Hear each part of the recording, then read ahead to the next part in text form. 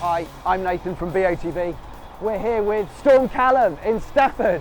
It's pretty crazy outside, but we're here to catch up with Chris Sleight. Chris won the incredible Audi RS4. He picked it up in June this year. He's had a belting few months. We're here to catch up with him. You know, when Christian was here that day, the car was parked around the corner. Were kind of curtains twitching? Was it? Yes. I didn't realise, but BOTB must have contacted the local press. So it was like the local Stafford newsletter was there, the Express and Star was there. I think actually when we were outside, when Christian was talking to me, Alison was standing outside, and one of the neighbours just said, "Oh, what's going on?" And she turned around and said, "Oh, he said he's won a car." So they went, "Oh, congratulations," and things like that. I mean, fame-wise, I think I've had recognition in Tesco's. An old lady came up to me and she goes, "Are you that man who won that car?" And that was only because she saw me in the paper. And she turned around and goes, "What did you do?" She said, "Did you have the car or did you have the money?" I said, "No, I had the car." She goes, "No, I don't have the money." And then she tottled off, sort of thing. So I thought, all right, my moment of fame got shot down. I always hoped deep down that I'd always win. I mean, I suppose I'm a bit of a dreamer in some ways, because every time I used to play on a Sunday afternoon, when I used to go to bed on a Sunday night, I used to be tossing and turning because I always had the image of like Christian knocking on the door, and it's like what everybody says, that they never think they're going to win. One of the things I always said to Alison was like, I always paid the extra ticket price to go for the 20,000. Right, okay. Because deep down I always thought like the £20,000 would be more beneficial to me than winning the car. Right. I mean, it's like with everything what came with it, because it wasn't just the 20,000, which, to be fair, without it, I wouldn't have had the money to been able to spec the car to how I wanted it anyway. Plus, I wanted to treat the family as well. I wanted to give Alison something back, because it was like, even though I won the car, I felt as though I had to give her something back for putting up for me playing, sort of thing. We'll be been married 30 years, January next year. So it's a long time. So it does make a difference. Yeah. Oh, it certainly has. I mean, it's like what we said. When I said on the film when Christian came, I said, you've changed my life, and that wasn't just a cliche. It actually did. Right. Okay. So you won in November 2017. I didn't get the car till the last day of May. Went down to London this year.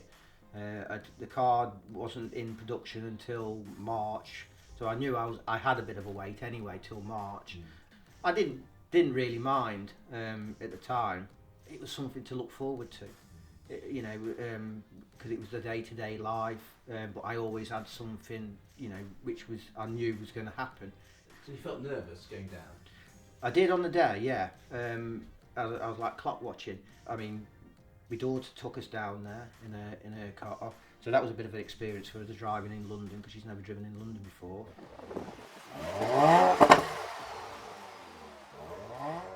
For me, even though I've had the car for a few months now, it's still fresh. Everything's new. There's still things which I'm finding what I can do with it, which I didn't even know I could do. That's like the thrill of it, and I just can't get enough of it, So I've got like the net in the boot, the nets on the back of the seats and things like that. I dabbled with the stitching. Originally I was going to go for the rock grey, and then I looked at it and I thought, no, you know what, I prefer the red. Definitely. But even talking about the kind of exhaust, talking about putting it in dynamic mode, it makes a big difference. Oh yeah. I mean, the first thing you notice as soon as you put it into dynamic is the tick over increases. It goes from about 850 to 1000 RPM. You can hear the rumble, and like when you actually cane it on the odd occasion, I do, you can actually hear it. I can give this car some hoof here. Right, okay. Oh, I love this bit of road. I've been down there for years. Is this your kind of your derby run? Would be this is what I love doing. That is a sweet straight. Yeah. I can see you grinning as well. There's something that is very, very smile-inducing. can't go much further because the road's closed. So they get a bit further down. So cars have always been in my life. I can remember when the clutch on the Morris Marina went and bought a new clutch. I got underneath it in the garage, took the clutch out, put a new clutch back in. I mean, I couldn't do it now. Could you do it on the RS4? No. I wouldn't even know where to start. But the technology, I mean, that car, I mean, I was playing yesterday with it.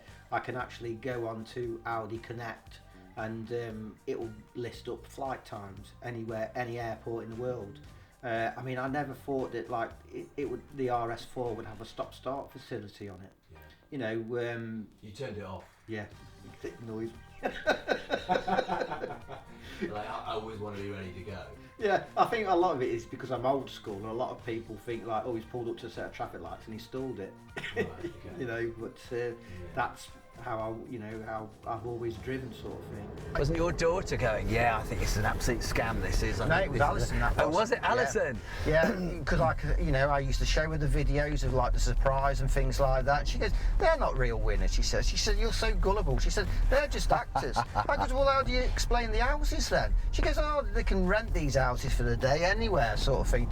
She's got to make it look as though She'd it's had good. it all worked out. Yeah, had it all worked out.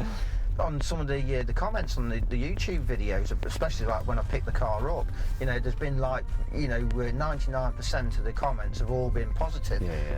And like I say, there was one which did make me laugh, and it made the girls laugh as well, because I think it was like when I actually went to pick the car up, someone put a comment on it saying he looks the type of bloke who couldn't even afford to put the fuel in it, let alone what's it.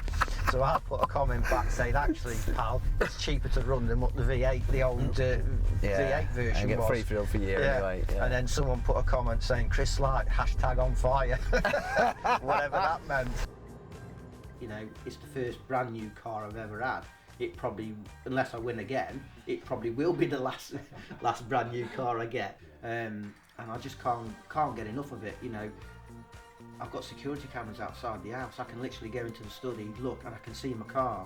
Or I'll go downstairs and I'll look out the window, and the wife will go, "What are you looking at?" I'll go, "Oh, just seeing Patrick, the next door neighbour's cat." But I'm not. I'm looking at the car. You know. But the thing is, the more I look at it, you know, I kind of realise that I actually got this one right. You know, I would never like say, "Oh, I'm just nipping to B&Q to go and get some paint." With this car, every opportunity, I'm nipping to go and change it. I'll do whatever I can to get in it. I can't get enough of it.